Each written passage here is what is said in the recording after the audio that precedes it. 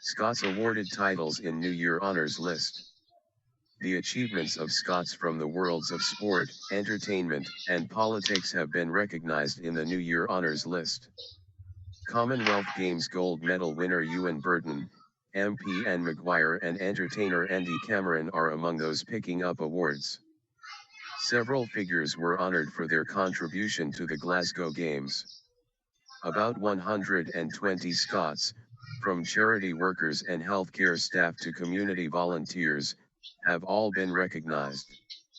Former radio and television host Mr. Cameron, of Auchterarder, was appointed an MBE for his services to entertainment and charity. The 74-year-old most recently campaigned alongside MP Jim Murphy, now the Scottish Labour leader, for a no vote in the independence referendum. Commonwealth success. The successful staging of the 2014 Commonwealth Games in Glasgow was behind a number of the awards. Judo star Mr. Burton, of Edinburgh, was Scotland's flag bearer at the Glasgow Games, and received an MBE for services to sport.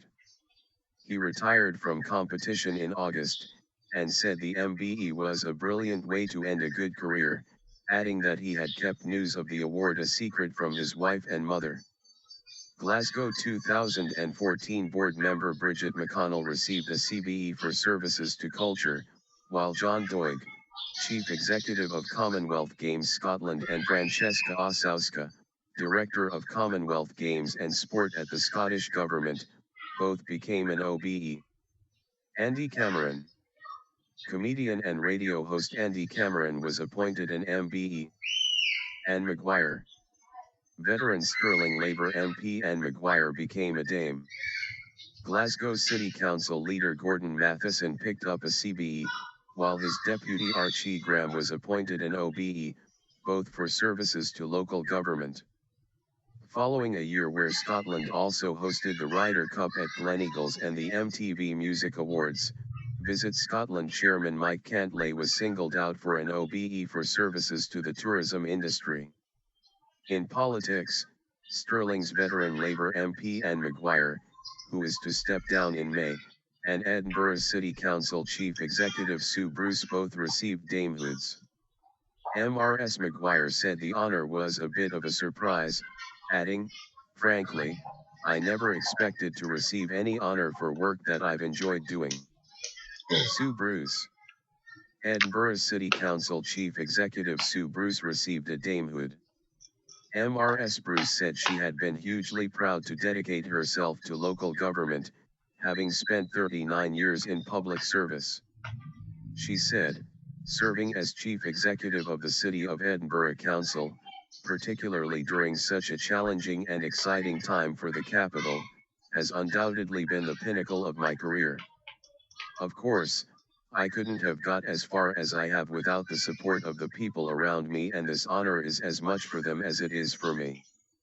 One citizen honored in the list was David Martin, of Menippeath, who was appointed MBE for his 26 years of volunteering with the Royal National Lifeboat Institution, where he has managed 2 stations.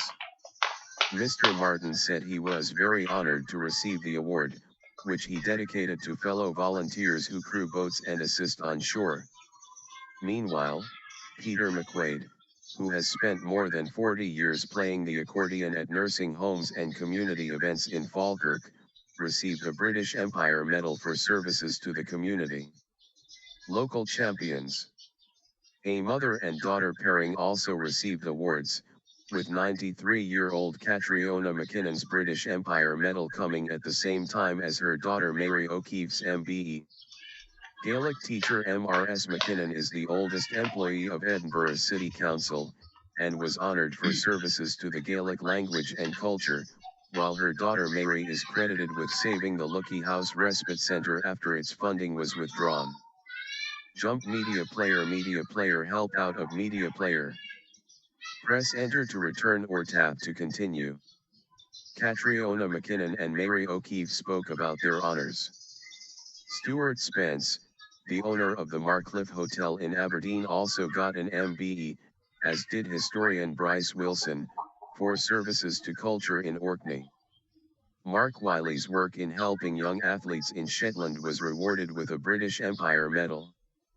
Mr. Wiley used the majority of his annual leave to take the stars of the future, including trampolinists and gymnasts, to the UK mainland for national competitions or national training squads. David Martin. Long-serving RNLI volunteer David Martin became an MBE.